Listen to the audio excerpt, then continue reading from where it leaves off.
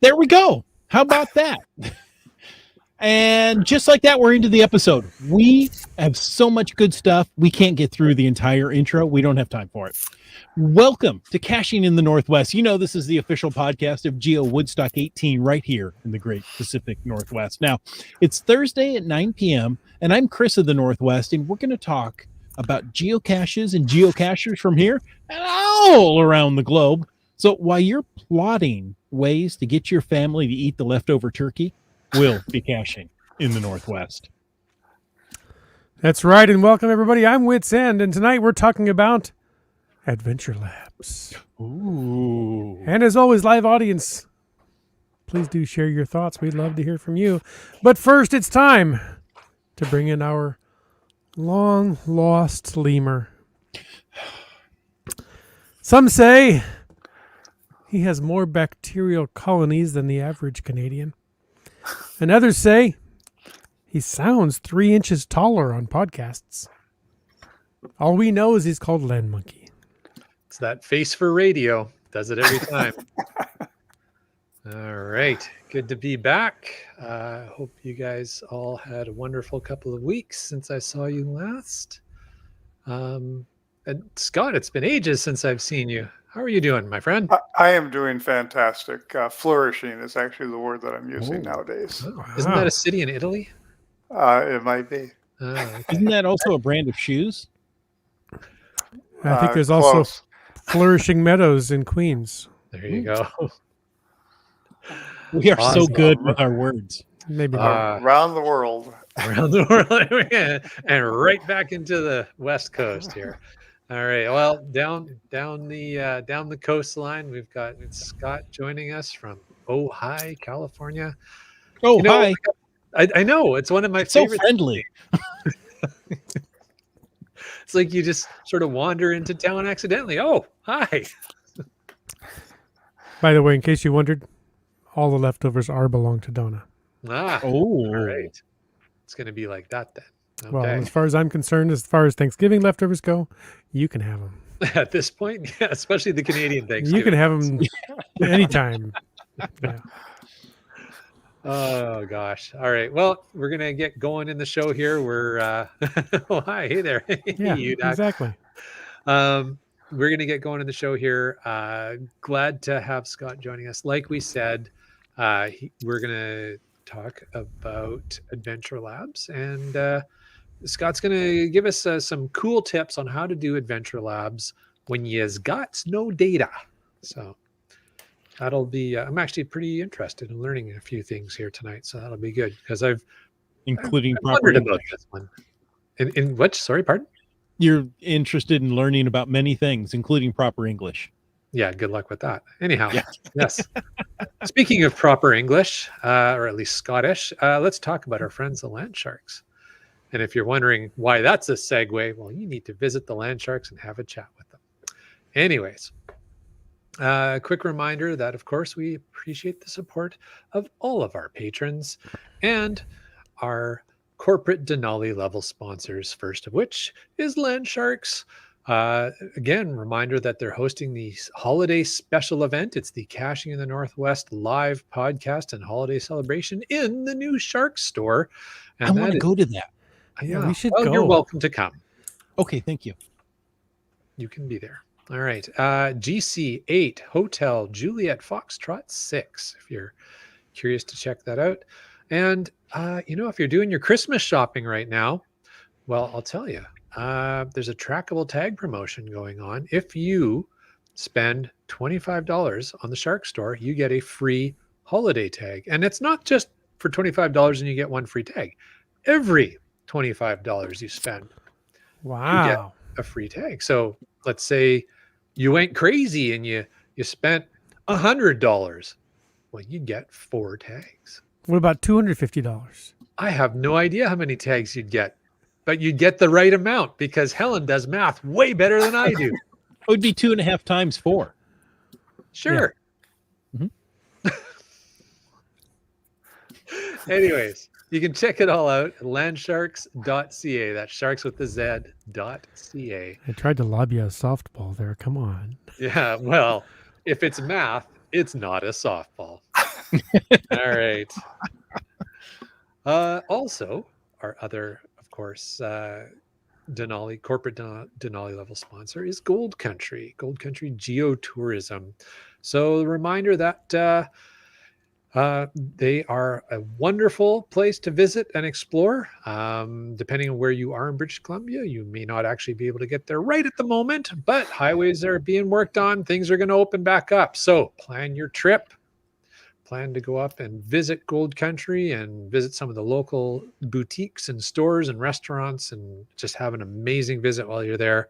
And if you want to plan it, well, heck, just go to exploregoldcountry.com and you can plan your trip there. Plan your trip and trip your plan. Yeah. Ooh. Or trip over your English like I do. All right. And there's the other thing. Yeah. It's like he had a week off and just isn't in the groove. It's like that. Yeah.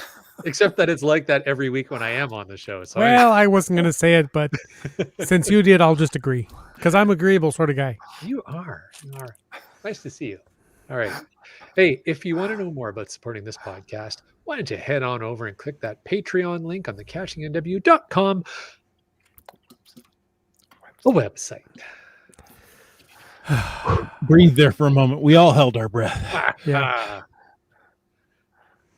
Hey, folks, Yes. it's that time in the show, which I think some people come and watch the show just for this segment. What is it? Some may call it the B block. I call it the glow. Ooh. You may ask what the glow is. Well, let What's me the tell you glow? what the glow. Oh, wait, thank you. I ask this each and every week, and lately I've been getting answers, which kind of throws me off because I wasn't used to that for so many years. We are here to throw you off. Thank It's you. kind of our thing. You're good at it. I'm glad you're working within your giftings. Yeah. Hey, the glow is the geocaching log of the week.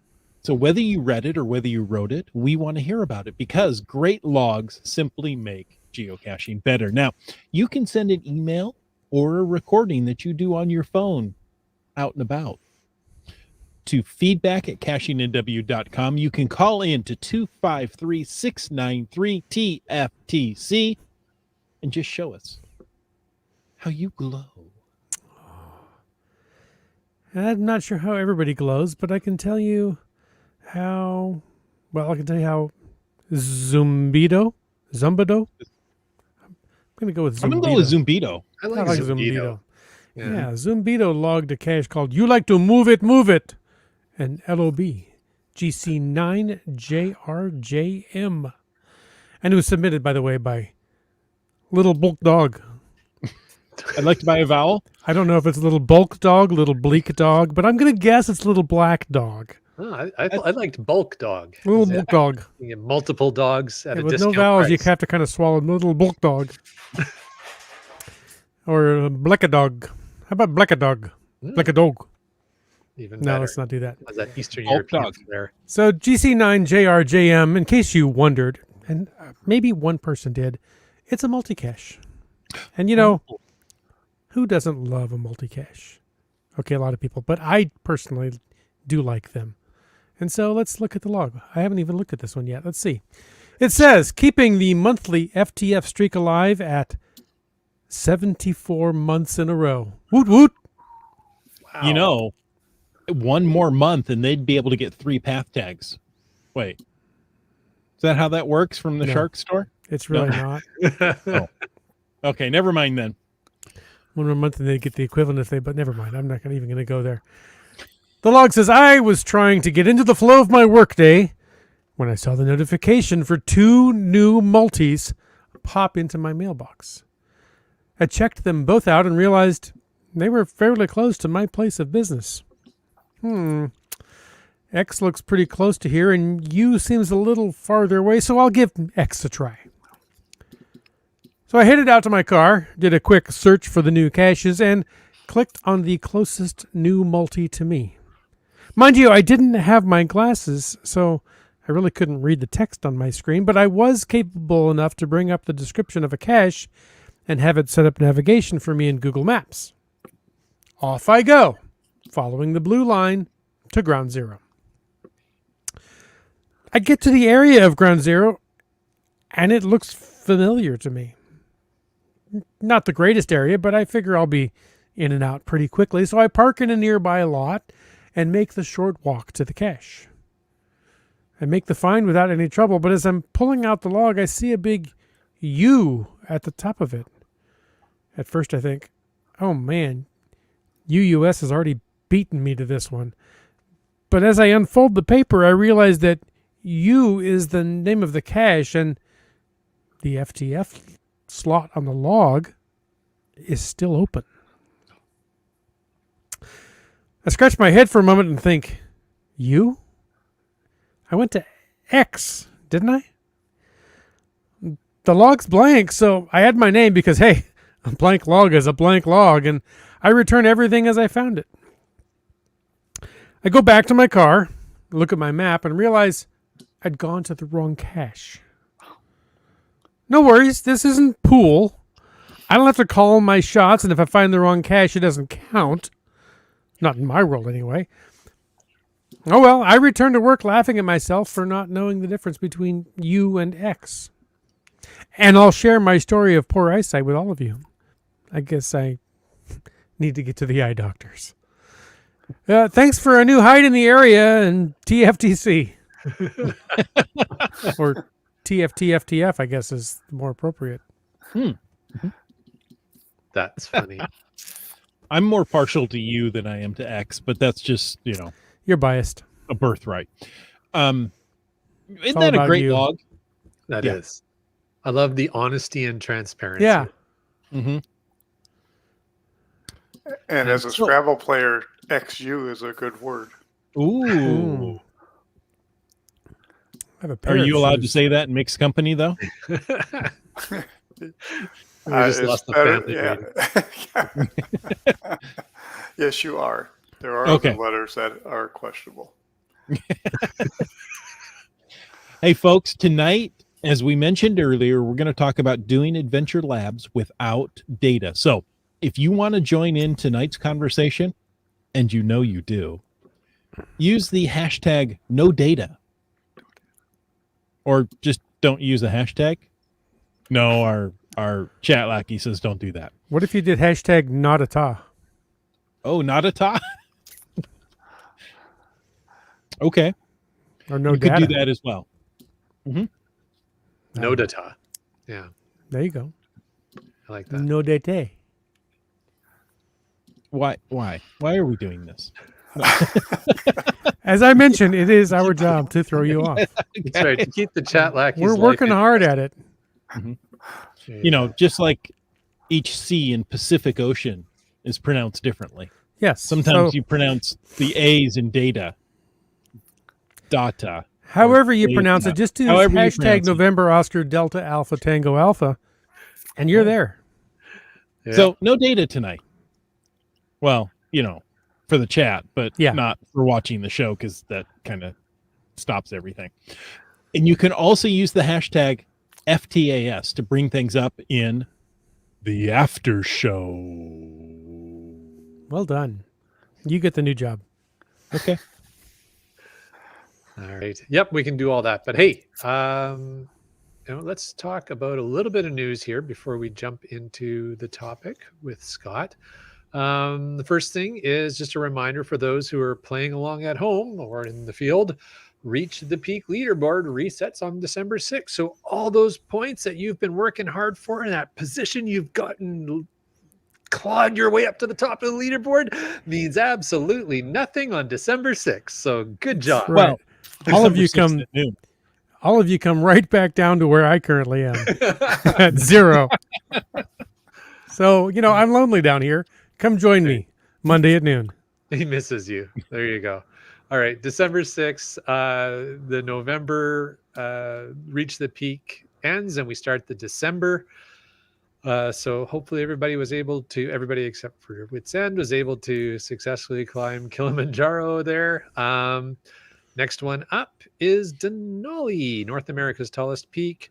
The points you need are 6,190 because it equals the number of meters tall the mountain is.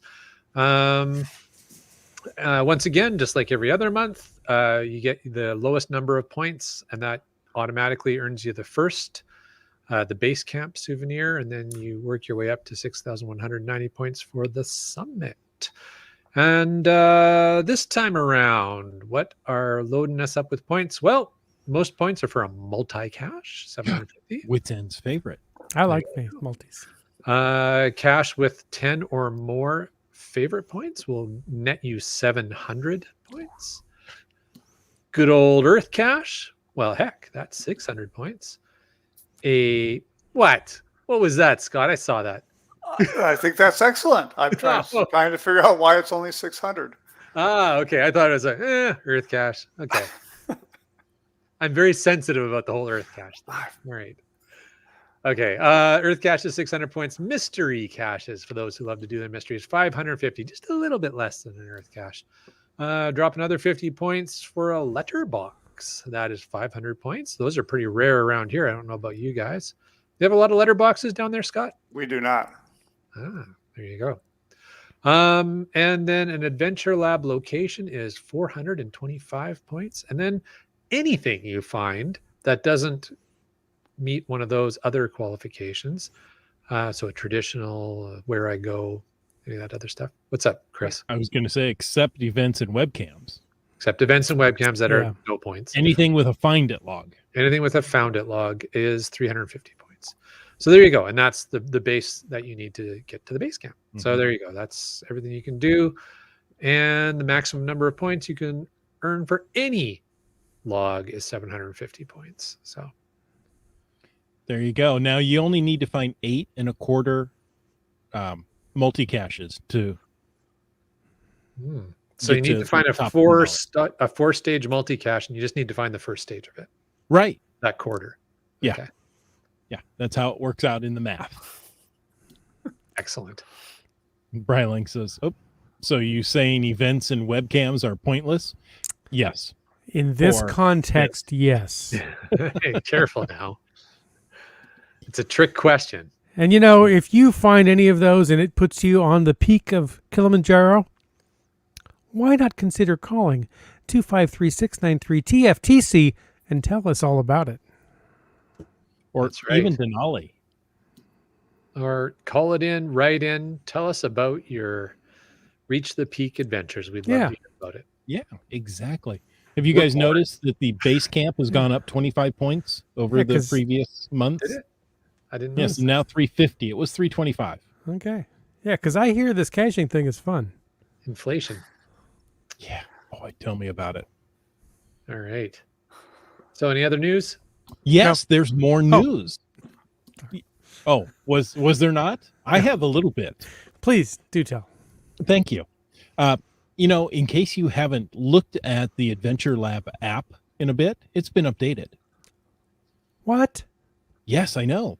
They are calculating the approximate amount of time it takes for a player to complete all the locations in an adventure. From this, we're using the median of all completion times in the adventure to calculate the estimate. Now, I know this is kind of crowdsourcing, isn't it? The adventure must have at least 5 all completion times. Oh, because they would know when you log the first one till when you log the last one. So if you wanted to have a little fun with this, you would log one a day. You could. Who wouldn't want to have fun? I've got a couple of uncompleted adventure labs here in town that, I've gone and started and, that one's on the other side of town. I'll get it when my next trip over there. So, it's been several days or weeks in between. That's going to throw them off. There you go. But I got to say, overall, I agree with Three Hams and a Rose, who said that he loves the AL update, and the info summary at the top is fantastic. I think they did a really good job on the upgrade. Why, here? Are you going to show us? Let's show, shall we? Oh, look at that. Shall we play a game? It's a little tiny Chris of the Northwest there. Hello. Oh, wait. I'm covered Where'd you up. Go? I can't find you. Oh, there he is. So, you click right up here and you see different things. Yeah. So you can see here, there's the distance from you, number of locations and if it's sequential or not, your time estimate, and then you can look at the journal entry for that. Right? You get a little map. I think they've done a very good job. It looks nice. I agree with you, Chris, and all those people who are saying, "Oh, I do this," and as an adventure lab creator, why don't you just bypass that and tell people how long it is and how long you think it'll take Yes. them? Just That avoid is avoid great it all. advice. Yeah. I think that's wonderful. You should put that in to say, hey, this is going to take you, so long to walk or, possible to Yeah. drive. There's parking nearby. I expect it to be, this time and this distance. Yeah, and speaking from experience, that's very helpful when you have a Muggle companion with you. Mhm. Yeah. Hey, it's a short walk. We don't have to drive to this one. It's okay. There you go. Yep. Excellent. All right. So that probably segues us really well into tonight's topic. It really does. it does. Perfect. Wonder how that works. Yeah, it's almost like you planned it that way, Chris of the Northwest. Almost. Right. Thank you. But yeah, absolutely. So Scott's here to talk to us about adventure labs and how to do them when you don't have any data. Now, Scott, maybe you'll kind of walk us through the key steps here. And do you mind if we just sort of interject if we've got questions for clarification? I would love if you would interject. I would love if the live chat would ask some questions. I would love if the live chat would interject any experiences that they've had, especially if it counters what I'm saying, because Mhm. I'm not an expert at this. I've been actually dealing with it for a little bit of time. In February last year, I was creating an adventure lab on the Lincoln Highway, got home and found out that two of the three major cell carriers don't even pretend that they have cell coverage for 30 miles of my adventure lab. Wow. So I would say you're way more expert on this than we are. so I'm like, oh my gosh. So I started playing with it and, put my phone in airplane mode, went out and did a couple of adventures, found out that you could do it. And then, so I've been kind of poking around with it since February. And then 2 weeks ago, I'm going up to Monterey. I want to do some of the California Highway 1 adventures. There's 60 miles of the Big Sur Highway that have no internet access. There are 2.5 10-stage adventures on that section. And I'm like, I have to figure out how to do this. And so I did. And I've actually created a document. It's a public document. I'm going to stick it here in the chat. Those who are listening, it's just I'm using a bit.ly, so it's bit.ly, and it's C. The next three are all uppercase. So it's bit.ly 3, capital CZZ 3, lowercase y, and 7. And this is a document that's in progress. If anybody could just send me some additional information, I would appreciate it. Just go to GSMX2 on the message board, or not the message board, on the message, GCHQ message. And I'd love your input. I would especially like input from people who are iPhone users, because I'm an Android user. And later on, I'll talk to you about some information that I got yesterday from an iPhone user. And I'd love to have some second opinion about whether that how it happens. But that's oops, where are we going? So that's it. I sent this information to two friends of mine, Yosemite John and Debbie, who were doing those same sections of the Big Sur Highway, and it worked for them. So that was real nice to have the Nice. confirmation, that Real world the experience. information, a real world, a second Yeah. set of eyes. So, gonna say, It's not that different than geocaching offline. Mhm. The GPS is going to work. You do, of course, have to download the geocache information, get it onto your Mhm. phone, and you can't log your finds while you don't have internet Right. connection. So there's a lot of similarities there. There are some differences. Like if your app closes and you're geocaching, you just open up the app again, Mhm. and all your geocaches are still there. I think a lot of people have had the experience. You're doing an adventure lab, and you see the delay as it goes back and reloads the app, or it goes back and reloads the adventure. If you don't have internet access when that happens, you're out of luck. So what we need to do is figure out how to make it so the app doesn't close or the adventure doesn't close. Um, so the So, first, Scott, that yes, brings up a question. What if your phone goes to sleep? Mm. and there's an answer. Okay. Okay. Well, Okay, there you go. there's an answer, and so thank you. Thanks for asking the question. So here's what here's what I am finding works for me, and works for other people. First off, close all the other apps that you have open. Load up the Mhm. adventure when you have internet access, and then put the phone into airplane mode Wow. to keep the phone from going to sleep. Go into the app and open the compass. And when you open the compass, the screen is going to stay on, and the app and the cell phone, I believe, is going to stay open. Um, One thing to do, watch. Oh, and it's so nice that they have those little summaries now, because you can Mhm. only do this for non-sequentials. Sequential adventure labs, you have to answer. You have to before you can move on.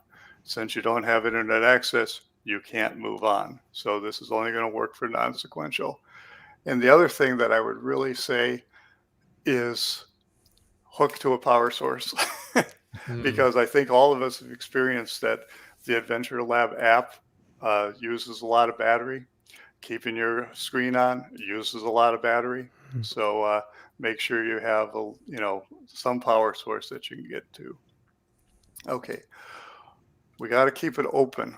One thing that is going to close is Waze, Google Maps, and other navigation programs. Um, I don't know if you've experienced this, but if you got the app open and you do navigation, and you are guaranteed to have to reopen that app or reopen the adventure. So don't use those. um, I, I just last week I'm like, okay, but if I can't use those, can I go geocaching? And I used the official app, GeoGo, and CGO. So all three of the four Android, and they do seem to be compatible. They don't seem Hmm. to close down the Adventure Hmm. Lab. That's good. And but of course you do have to load the geocaches in for offline use. So, Right. any questions up to here? Any comments from the live chat? And if Uh, not, I'll continue. yeah, I think. Um, Oh, go ahead. CRS 98 says if you don't have to start the adventure in airplane mode. If you see the spinning disc of death, just switch to the airplane Oh, mode that's then. good to know. Oh, Cliff, thank you for that. I will add that. And I love the spinning disc of death. Is that is that a Apple thing or an Android thing? It works on Android. I know that, Okay. yeah, when you answer a question, even if you have online, it will go ahead and spin a delay. It's actually kind of the joy of, oh, I must have got it right because I got a spinning delay. Yeah, yeah.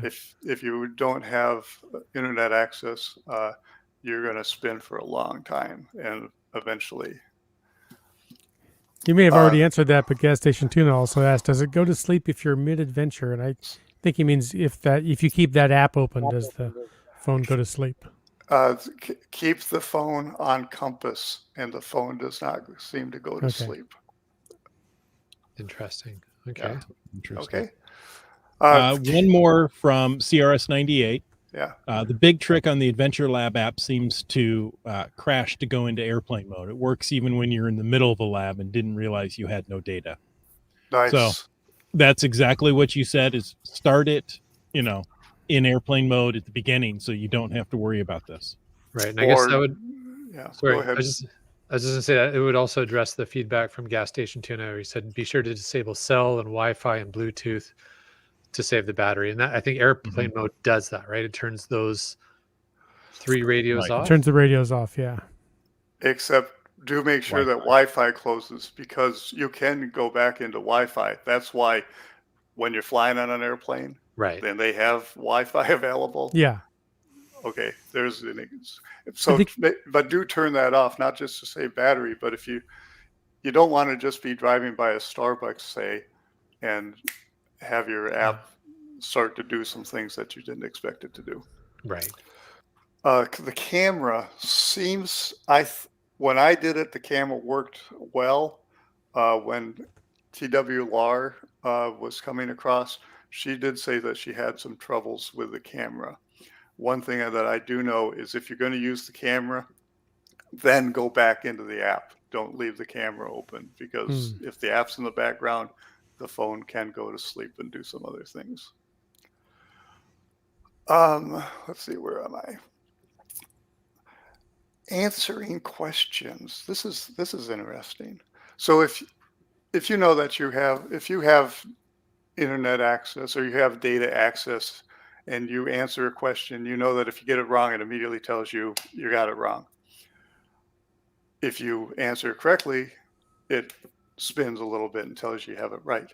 If you're in airplane mode, if you get it wrong, it'll tell you immediately the incorrect answer. If you get it correct, immediately it will say you cannot submit correct answers without a network. So you got it right. And if you got it right, write down the question, write down the answer, because it may be a little while before you get to answer those again. So, or or some people could take a screenshot. Personally, I'd rather put pen to paper. Yeah, screenshot might be quicker though if you're confident it's not going to reset. It might be quicker, but it could also pop you out of the app. Yeah, that's the thing I was wondering. Yeah, and it might be quicker to do right then. If you're going to go back and look at the answers, is it going to be quicker or not? You're trying to answer, now you're going to go back to your screenshot. I don't know. I just write stuff down, but that's my choice. So it seems, Scott, it seems to me that what's going on here, and let me know what your thoughts are on it. But so first of all, you've clarified this only works with non-sequential adventures, which is important caveat. But it seems to be that when you follow these earlier steps that you discussed about opening the app and touching the view details and reading the details, that at that point it downloads all the questions and answers into the phone and just sort of, I guess you'd say, password protects them with the correct answer, so that the data is all in the phone. It's just not letting you see it by virtue of the way that it works. Is that a correct assumption? I believe that's a correct assumption. Yes. Okay. Yes. So that's why this works. That is why this works. Yes. Mm-hmm. And the information is there. And apparently whether it's right or wrong is there also. So why? You know what? We should answer IHAM's question. He says, how do you deal with entering answers later and geofencing? Perfect. He's just a little bit ahead of me, but that's fine. That's how IHAM rolls. Exactly. Thank you for the segue. I think we're getting he's there. Predictive somehow. Yeah. Okay. But I am going to just finish this thought. So once you have the answer, then just use the back arrow and you can either use the map, but I like to go up and use the list and just click on the list, and it'll bring up the, sorted by closest, the list of caches or locations that are next up. And you just continue to go through that until you've completed the adventure lab and until you're going to get to an internet access. Now to answer this question, the phone and the app remembers where you were. So as long as the answer had popped up when you get internet access, when you're going to resume the adventure and all those things, they're not going to say get closer. They're going to say answer. So the phone knows where it was. And this, you can turn the phone off. You can go back days later, and it's still going to remember where it was. So as long as you did travel through the geofenced area at some point, when you went and answered the question, and you have that location open. That's important. The location Right. has to be open. It has to transfer from get closer to answer. Okay. Now you're in the geofencing, and it's going to remember that you're in the geofencing. All right. So Hey, I flips that just want to switch and address you're the good to go. yeah, I just want to address the comment that Trexer made, where he said it seems a lot easier to just spoof your location. Yeah. And I think yes, but I think what Scott's trying to get at is if you actually want to do the adventure lab as it is intended, but there is no data available, how can you still do it? And could you spoof your location? If you're on an Android, absolutely you can. We know this. But what Scott's getting at, and Scott, correct me if I'm wrong, but is as opposed to spoofing your location, to just say, hey, I'm going to travel to these locations, but I know there's no data. So I'm going to take these steps as a precaution so that I will still do the experience as intended of the adventure lab, and I will get my points for it. Yes. Yes. And often you have to actually go to the location to find the answer. So you would have to go there anyway, right? Hopefully they're not something that's, pardon my wording here, Googleable, right? Something that you can Google for the answer and see it either on Street View or something. It's something unique enough that, oh yeah, that detail's not going to come through in a picture, or it's not online. You have to go there.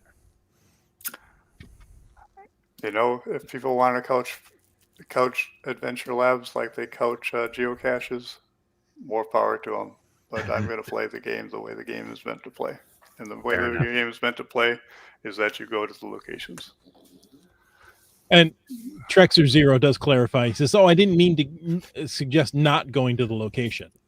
But once you're there, then it might be easier to spoof your location to answer the questions at a later date when you've been there. I haven't spoofed my location since my Pocket PC days.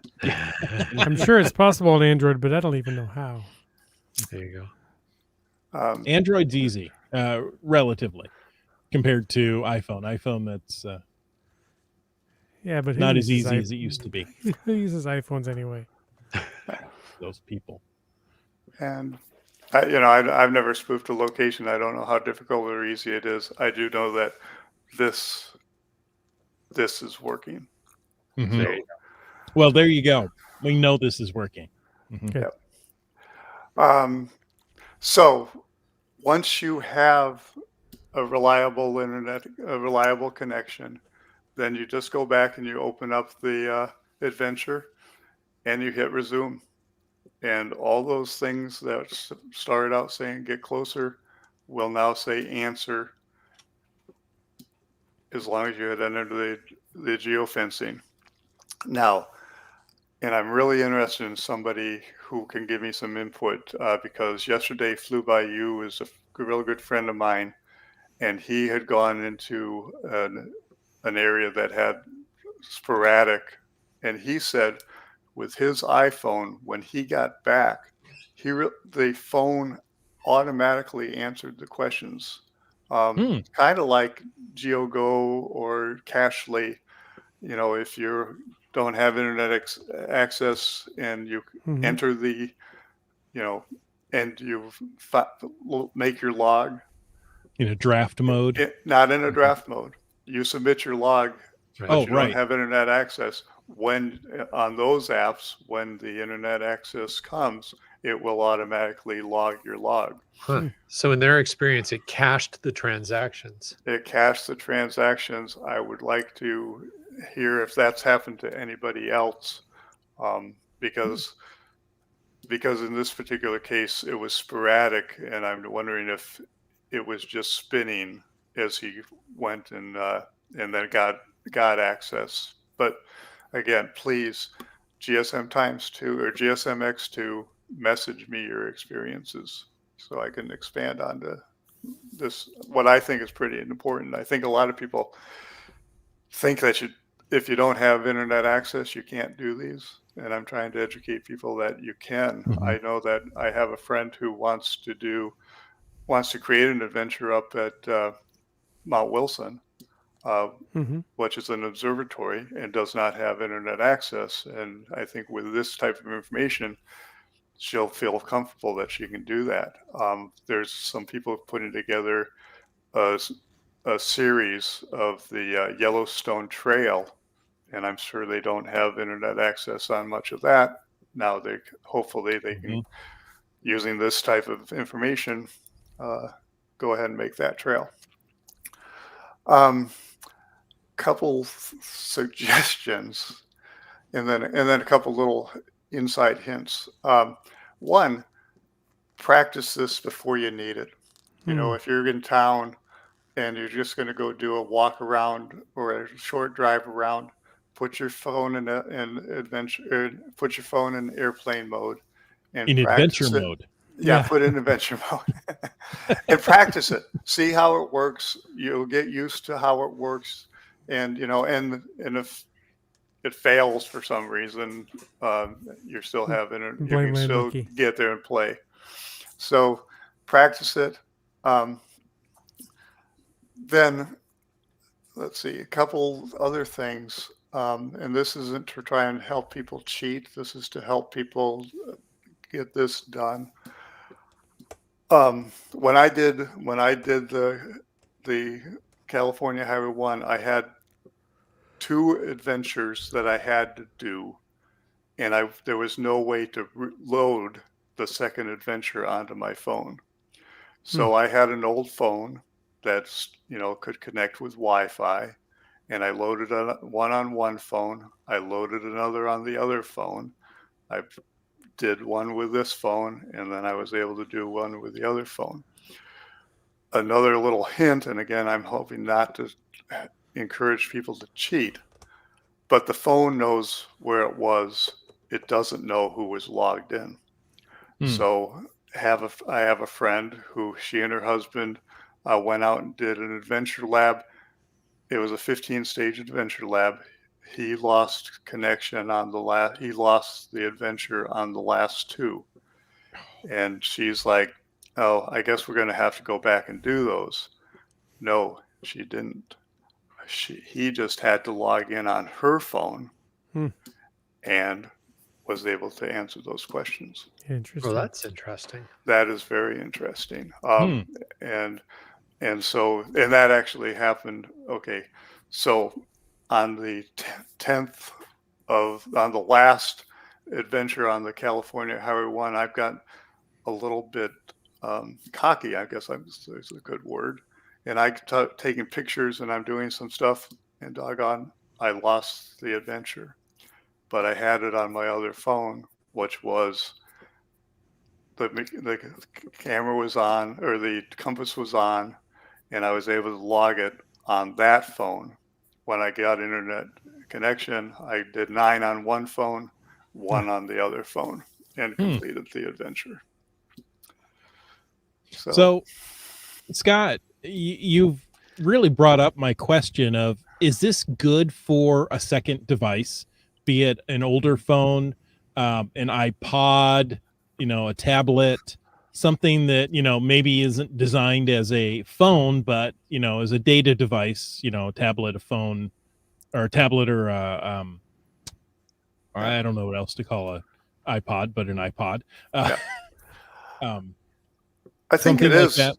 I think it is, and it's also a case for if you're going with somebody else, be it your spouse or your geo friend, one of you load on one phone and the other load the other one, Yeah. and you can exchange phones and accomplish this. But yeah, I have a couple old phones, and I have actually had them loaded on three of them. I have three loaded on three phones just as a stopgap backup safety. Emergency backup. Yeah. Yep. Yeah, You must which have had a lot of cables in that car. I got a lot of cables, and I got a lot of power packs. Well, 3 is good, 4 is better. Yeah, exactly. Scott, Exactly. like we've talked through a lot of stuff, and people might have gotten a little bit lost in what sort of the key steps are. Would you be able to maybe just sort of summarize the short version of the key steps to take if Yes. somebody wants to try this? Close all apps. Load up the adventure. Put your phone in airplane mode. Go from location to location. Answer the questions. Write down the answers. I like to use the list to get from one location to the other location. Keep your compass on at all times and have a backup. And then when you get connection, you'll just resume and answer, one by one. Closest. If it's important to you to log things in the exact sequence, keep track of what the exact sequence is. Okay. Because then you can just pick the points on the map and answer Pick them. the points on the map or pick the locations on the list. Right. Okay. But again, this only works for non-sequential adventure labs. Absolutely. Only works for non-sequential. Okay.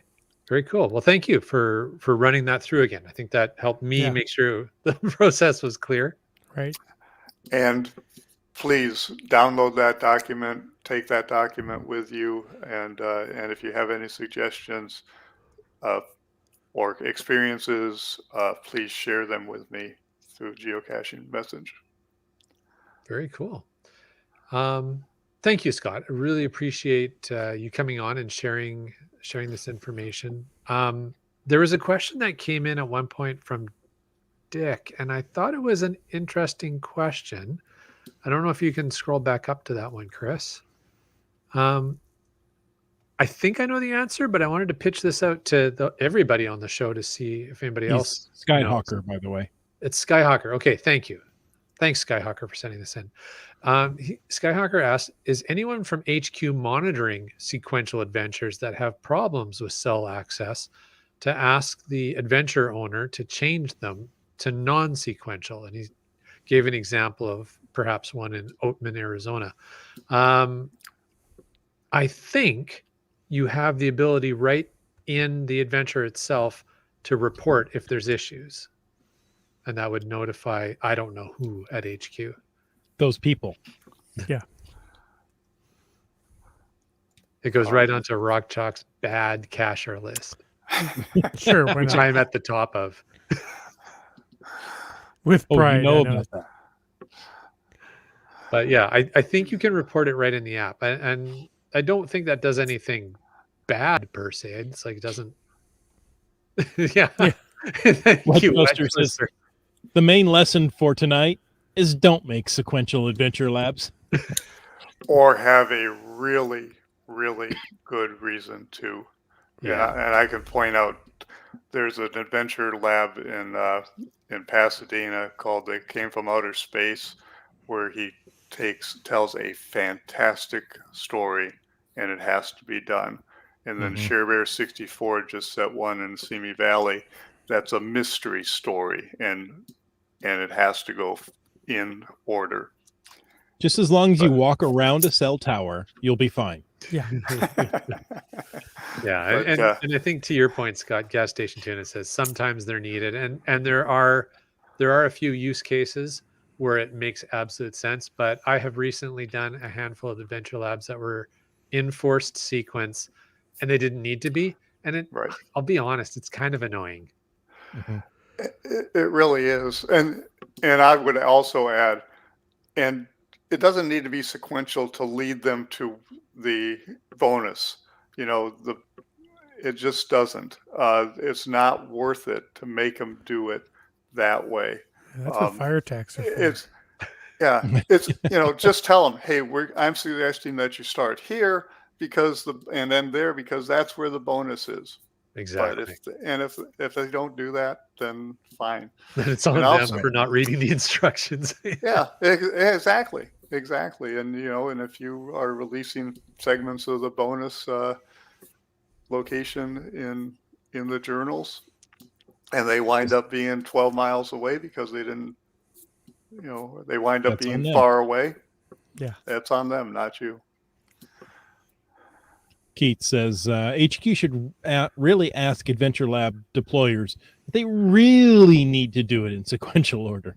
I think in the instructions that HQ sends out when you get an Adventure Lab, they do. They actually kind of suggest that sequential order is only for certain circumstances. So they do try and encourage, they give you the latitude, but they try and encourage you to use this if it makes sense to use this. And I think the point that maybe all of us are trying to make is don't use it because you're really, really concerned that someone's going to armchair your Adventure Lab, because you know what? They'll just spoof the location anyways. Like if somebody really wants to armchair an Adventure Lab, sequential location isn't going to stop them. No. And it's going to make the people who are doing it a little grumpy. Yeah. And as a person who's created a number of adventures, with my affiliation with Lincoln Highway, California Highway 1 and Route 66, I no longer worry about spoofing. I want to have the person who's there doing it, I want them to have the best experience. And I think the better experience is to take them to the place and have them look at something at the place rather than turning around and reading me a number off of a telephone pole or telling me who the manufacturer of the sewer of the manhole cover was. Yeah. Yeah, so, but those are really good information. Cents. I mean, I found out there are multiple manhole cover manufacturers because of Adventure Labs. I thought there was only one. What did I know? There you go. So Chris, there's an idea for an Adventure Lab. Okay. The multiple manhole cover manufacturers. Yeah. Yeah. So if you have a credit that you don't know what to use, go for it. I'm sure you'll get lots of 5-star ratings on that one. If you make it interesting enough. Yeah. Oh, yes. There you go. Tell a good mystery story about. Tell a good mystery story. I'm really looking forward to the next phase of Adventure Labs when we get, R. Reagan coined the phrase, and I actually like the phrase, magical history tour. When discussing what our current state is, but there is so much more. And what DNF Hound did in Pasadena, what Sheriff Air 64 did in Simi Valley, and R. Reagan is making some incredible ones. I've not done them, but he's making some really high tech Adventure Labs up there in the Bay Area. Very cool. Nice. Now, CRS 98 added, this was also useful in doing California 1 to my wife having used Verizon and me using AT&T. If one of us got data, we could share by creating a wireless hotspot. So nice. And Kitty Quest says, thank you, Scott, for all your work in sharing this with us. Totally my pleasure. We say the same thing. She just beat us to it. Thank you. Thank you. Keats wants to know, can you make one stage sequential and the rest non? No. Yep. Yeah, Brian answered it. Yeah. It's one way or the other. All or nothing. All in or go big or go home. That's right. Go sequential or Go non-sequential Yeah. or have a really good reason. Or have a really good reason. Yeah. J-Car says, I think cachers are getting the message. I noticed a couple in my area that changed from sequential to non-sequential. Yeah. Excellent. I did that with my first one. It was going to make sense, if when they did the first one, the next closest was actually where the bonus was, and I wanted them to do it, and then I'm like, oh, no, I just start here and Yeah. finish there, and you'll be really close to where the bonus is. Do it the other way, and you'll be 2.5 miles from where the bonus is. Very good. Let's see. Keith says, good news. All the T'Chows, that's the Trans-Canada Trans-Canada. Highway Adventure Lab, Yes. Yep. are all non-sequential. There you go. Even the As highways are non-sequential now. Yeah. as is Route 66 and California Highway 1, they both had to be non-sequential, and if you had a bonus, you had to expose the bonus coordinates in 1 or 2 locations, and the bonus had to be within 2 miles of those locations. Nice. Yeah, I think the T-Shells team got some great advice and tips from Scott, yourself, and the others who put together the Route 66 and other series. So yeah, nice teamwork there. Absolutely, sharing it all. Yeah, and then one more from UDAC. Yeah. Go ahead. I was just going to say thank you, Chris. And I think this is to Scott's earlier points about making them interesting stops.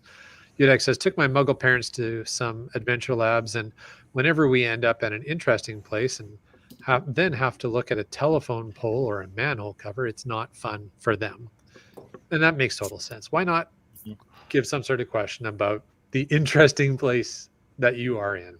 I'll share just a related comment. I did an adventure lab recently where there was cellular coverage, and one of the points they took you to, there just wasn't anything there that you could make a question about per se. Like there wasn't a number that you could force people to look up or enter, or a park bench that you could get a quote off of or whatever. But it was a beautiful location with an amazing view. And their point was to take you there, give you some information about some of the sea life that you can observe from this location. And what they asked was, what is the most common type of tree up here? And so, you'd have to kind of know a little bit, but if you had been doing the adventure lab questions up to that point, you would have the information. And I think even in the description, they might have kind of alluded to what it is. So it wasn't impossible, but it still was an interesting question that was relevant to where you are and why that area was beautiful. And it took you to a great spot. So that's an option. And another thing that they could have done is take you to that great spot, give you a nice description, give you a lot of information, and then ask you a question about what they just told you. Yes. I've seen somebody in the Lower Mainland do that with theirs, and I thought that was a good idea. Yep. Yeah. Cool. Brian Lang said, I did an adventure lab in Wildwood, Alberta. And why it called itself a tour of churches, it was more like a tour of telephone poles. Yeah. J-Car says, it has a good suggestion here. If you want to suggest an order, name the location starting with 1, 2, 3, etc. There you go. And I bet people will do it in order just out of habit. Yeah. Yeah. As long as 3 isn't at the parking coordinates and 1 is there's that. 500 meters away. Well, if they named them 1, 2, 3, they probably did it for a reason. I'm going to go through it in that order. Yeah. You're such a rule follower. Yeah. And Gas Station Tuna says, or put the answer somewhere in the banner of that stage. And he's seen those. I've seen that as well. Yeah. It's another great. You've got all kinds of different options, right, of how you can do this. So good stuff, you guys. Well, what do you think? We've run the clock out. Yes, that's it. You know what? The end of the show will be as short as the beginning of the show. No. GSM times 2, thank you for joining us. We really appreciate you sharing this information. I think it was good. I'm going to go out this weekend and practice with it just to see what happens. Well, There you go. Totally my pleasure. Thank you for giving me a platform in which to just disseminate this information. We're working on it on Facebook and some other things, and if people, please share that link, share that document, get this information out. I think it's important. Well, we're not the only ones. Trexer says, I admit I've been skeptical, but I'm going to give it a shot. And when you do, Trexer, get a hold of GSM times 2 and let them know how it went. Yeah. Exactly. Shoot them a message after you've done it and say, hey, guess what? It worked. It won't be a surprise, but, it'll be good information nonetheless. Mm-hmm. Yeah. Or say, well, it kind of worked, but I ran into this and that. And then that'll be really helpful for Scott to tweak his feedback. Yeah, absolutely. Exactly. Awesome. So, folks, thanks for tuning in. We hoped you enjoyed this episode, this one right here, of Caching in the Northwest.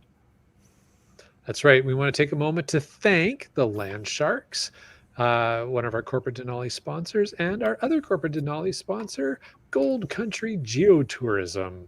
Landsharks.ca is the outdoor adventure and geocaching store. Check them out online. Remember, they're shipping online orders daily. And remember the secret little way to get your holiday gift tags. That's one for every $25 spent. And for absolutely amazing geocaching adventures, check out exploregoldcountry.com. All right. Remember, Land Monkey doesn't like math. And remember that I don't like math and puzzles are dumb. All right. Hey, we want to thank our faithful Denali level supporters. That's Land Sharks, Gold Country Geo Tour, Team Squirrel, Groovy Owl, and Cashly, the geocaching app. If you want to know more about supporting the show, click the Patreon link on the cachingandw.com a website. And we must say that Land Monkey's comments do not reflect the opinion of this podcast.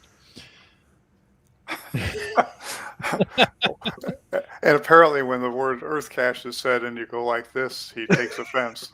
Yes, exactly. You got to be really careful about that. He's easily offended. Hey, we want to say thank you to M Nerve And Elaro Brick. And Subway Mark. Gas Station Tuna, Katie Quest. U-Talks. 2 Rocks. Ari 54321, Gates 94. And Seike Hove. Peach of Washington in Las Vegas, Currently. T-Sayer.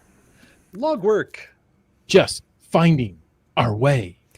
Greenwords. Kid Vegas 19. B Pendragon, Genies. Oh, that's me. Boomer 365. Winos, Seattle. Kennelbarb. Sprouter. Hey, how about the contributor CRS98? Yeah. And Geo Travelers. Ackerdock. MC3 Cats, Limax. Also a contributor to the show, Wet Coaster. and Kev MacD. GeoNav Pros. We're all looking at you, Donners. GSM. Hey, that's you, ×2. I know him. He's over there. How about Fairwood West? Another often contributor to this show and lively chat person, UDAC. Oh, a chat person. Chat person. Seebeck Tribe. Team Noltex. Gorsgat. Broncos fan for life. On a boat. Dora Moore. Skyhawker, contributor to the show tonight. Rexer Zero. The Dick Meganet. Camp Clan. Antaeus. 3 hams and a rose. My favorite appliance, LG 9000. Everybody needs one in their kitchen. Exactly. You have to have an LG 9000. I do like Trexer Zero, who says, I'm surprised every episode doesn't start with that warning that Land Monkey's comments don't reflect the opinions of this podcast. Maybe we should change our intro. We may have to modify that coming up. Scott, Oh. thank you for joining us. It's been great to have you. There's lots of thanks and kudos in the chat. I'll let you go through and read all of those. There's so many. We just don't have time to read them all tonight. But if somebody wanted to reach out and get in touch with you, how would you prefer them to do that? Through the geocaching message. All right. Geocaching.com message center. That's GSMX2. Ooh. 5 little Just characters. like see on screen or here. Yeah. Hey, Yeah. folks, it's time at last for Can the segment. Oh, please. Can I interrupt? If you have any questions about Adventure Labs, Ari 54321 is the lackey who answers those questions Oh. at GCHQ. You know, that guy seems to be everywhere right now. Yeah, and he Except just in got this- outed by except in Scott. this. Yeah, except here tonight. Huh. Except here tonight. But yeah. that's the Normally, guy. You know, if he was here tonight, all these other questions could have been answered. So Ari, I'm calling you out. Rough night for Ari. You better start watching the podcast more often. In case you don't have enough to do, 9:00 Thursday evenings. That's right. Oh, hey, it's time for At Last, where listeners ask some things and now we get to answer. You could ask things of us, or just ask things in general. You can call them into 253-693-TFTC or email them to feedback@cachingandw.com. Why do I always have a problem once I get I'm through the curious how you show? spell that. Quashing NW. See painful. See painful. That's No, right. see aching. Yeah. Okay.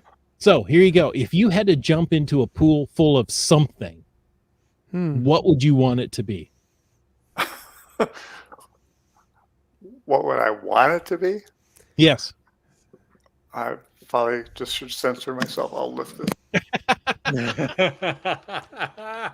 I'm going to go with a non-Newtonian liquid. I was thinking the same thing, but I've always wanted to try that. yeah, I've seen it on a lot of YouTube videos. Mm-hmm. Definitely something at least as dense as water or more, so I don't sink immediately to the bottom. Not the lightning sand. No, Of course, that's only in the fire swamp. Yeah. I'm not sure about those things. Don't think they really. Rodents of unusual size. I don't think they exist. If you had to jump into a pool full of something, what would it be? And Keith says money, but that sounds like that would hurt. Yeah, it depends Not if it's coin. coins. I'd go with or- paper. Like Scrooge McDuck. Yeah. Yeah. Okay. But even so, I mean, you stack paper up and it's thick. It can stop a bullet. So you're going to Yeah. bounce off of that. It's going to hurt. I was thinking in the direction that Donors wet would coaster- like white chocolate. Yeah, no, yeah. Again, it'd have to be melted. And that would make it hot. And boy, that would Yeah. be tough to swim through, wouldn't Yeah, it? but I could I hang would out with still Wet try it. Coaster. See, wet coaster gave the answer I was pondering, but I wasn't sure about that. The answer Yeah. to all of our problems and the cause of many. Yeah. Yeah. Because Skyhawker says tapioca pudding. Pudding. Hmm. Oh, that's interesting. That's almost non-Newtonian liquid. Gas Station Tuna says, do I get to keep that something? Well, As that's what I was much- wondering. Well, that I'll tell you too. what. Yeah. After you jump into it, I don't want it. It's kind of the problem with the beer. Yeah. Yeah, right. This is gonna keep passing. UDAC through. says plastic balls like at the Chuck E. Cheese ball Ah. pit. Yeah. There you go. Sanitized plastic balls, by the way. Yeah. Yes. My kids used to play in those things, and they have to empty them out from time to time for an accident. And I'm thinking, why would you ever go back in? Keith says $100 bills that I will keep. There you go. A pool full Ooh, of favorite points for Mm. Komakino. I love it. There you go. Bry Lang wants beer. And of course, a solution to all life's problem. Yes. Donner's second choice is fish cracker, cheddar, Petridge Farms. Okay. A very specific type. Again, man, those are going to be getting in places. That's going to take a while to get them out. I don't know. Well, And I I'm assume you're going to thinking wear a swimsuit. tapioca some sort. pudding. I That's not just fun. believe you're Yeah. going to drown. You're going to die Well, I didn't say Okay, how deep the pool going is. like this. Yeah. Yeah. Oh, too funny. All right. Well, that was some good answers. A little something. Yeah, to think except about you didn't today. give one, Land Monkey. I noticed. Yeah. I mean, I was kind of going with beer, but then I was like, I don't know. I feel like definitely not hard liquor because that's just not going to end well. Um, No, because it's hard. It'll hurt. yeah. Yeah. And UTAC points out that nobody said water. Nobody said water. Yeah. We've all done that. Oh gosh, that's funny. Chuckle Cheese actually sounds like a nice parody. The Chuck E. Cheese. next got comic book coming from Komakino. Yeah. When he finishes the one he's working on now, please. Yeah. I don't know what's taking him so long. What a project. Oh my goodness. Oh man. No, Komakino, you have my respect. Indeed. But I also want to see it. So Sorry. stop watching the podcast and draw. Yeah. If it You have helps, my you can respect, just but get to work, okay? if it helps, you can just Sounds skip like a over the process. parts with Land Monkey in it. Since we don't actually agree with anything he says. He says, "Give me time." He was actually on a podcast and he was working on the podcast. So I thought that Yeah, was exactly. impressive. Wet Coaster says, "Beer can't go wrong." I've seen Mm. Strange Brew. Take Yes. off, you hoser. Isn't that required viewing in Canada? Do you have to watch it at least once a year? It's part of your citizenship. Okay. All right. Oh, Komakino says, "Drive on up. I can show you what's been done so far." Ooh. Oh, There you go. careful on that one. I may do it. There's Yeah. an invite. Can we get up there though? Komakino is in Washington. He's Yeah. in Washington. Yeah, I know, but northern Washington is still quite wet. I don't think he's that far north of you. I think don't so. I don't think he is, but But- anyway, this was an interesting question. We had some good answers. I'd like to try white chocolate just to see what it feels like. But I don't think Well- I'd ever get it out of certain spots. You're right. There you go. That's always the thing you got to think about. All right. So, folks, thank you for taking the time to listen to this episode of Caching in the Northwest. Your support helps keep the quality shows coming. If you like the show, click the Patreon link on the CachingNW.com website. And if you didn't like the show, let us know what you want us to talk about, because it's important that we listen to what you say. In either case, please subscribe on Apple Podcasts, Google Podcasts, Stitcher, iHeartRadio, Spotify, and more. Subscribe and even give us a review. You can call into 253-693-TFTC. Leave us a comment, ask us a question, or email us an incredible amount of white chocolate so we can melt it and put it at least like maybe in a bucket and stick our foot in and see what happens. Any time of the day or night. And of course, you can email us again at feedback@cashingnw.com. Join us every Thursday night at 9 p.m. Pacific for a live show and chat. The show is produced by Chris Umfenauer, Jim Paulwitz, and Jay Kennedy. It's licensed under a Creative Commons Attribution 3.0 license. Copyright 2021 by Chris Umfenauer. And folks, I ask you to stay tuned for The after show. the after show. Okay, so Donna wasn't thinking melted chocolate, just pieces. Okay. Yes, but now you've started a new internet thing. And it's As Wet TMI, Coaster says, it's the White Chocolate Challenge. the white chocolate challenge. Yes. What The about new- what are those Orbeez? Yes. Yeah, I think Mark Rober made a whole pool of those. That might be fun. Yes. Yeah. Orbeez absorb water and then Yeah. turn into some sort of gel. Are they gel or are they encapsulated in a I don't know. I don't know. What is white chocolate? It's Gross. white, but it's not chocolate. It's It's a confection. It's not. It doesn't.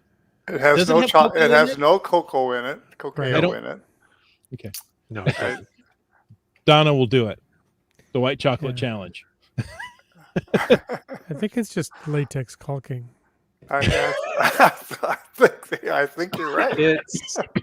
It's made from cocoa butter, sugar, milk solids, and sometimes vanilla. Yeah. So there you go. Yeah. So So cocoa butter. Okay. Okay, M&Ms. I would jump into a pool of M&Ms. Oh, plain or peanut? Well, Plain. Yeah, plain. and now they've got 18 million different kinds, which, you know, takes all the challenge out of it. But real white chocolate has cocoa fat in it or cocoa butter. Okay. Yeah. Okay. There's arguments going on now. Yeah, it's getting Since out of hand Ryland there. said white chocolate is not edible. Yeah. It's chocolate that is white. There you go. So hashtag FATAS. IHAM says they picked up a handful of Lincoln Highway Adventure Labs in the Reno Oh, nice. Tahoe area last week. So congrats. Ooh. Yeah. Were they good? Did you enjoy them? I mean, you know somebody who's had a hand in that. Indeed. Or a foot. Yeah. Oh. Or a foot. Oh no, he's not wearing the correct shirt. Oh, he's wearing the other shirt. I'm wearing the other shirt. You have a Lincoln Highway shirt? I do. Oh, okay. I don't know if I've seen it. I could go. No, maybe it's after, okay. After the show. Okay. Would you do a fashion show for us with all your geocaching shirts? It'll be a new episode. There you go. I have 8 because every time I get one, my wife makes me get rid of one. Oh, that's good smart. for her. I love it. IHAM says they were all well done. There you go. Good. Excellent. Good. Hey, folks, thanks for joining us this evening. And until next week, get out, maybe eat some white chocolate, and get caching in the Northwest. Dark chocolate.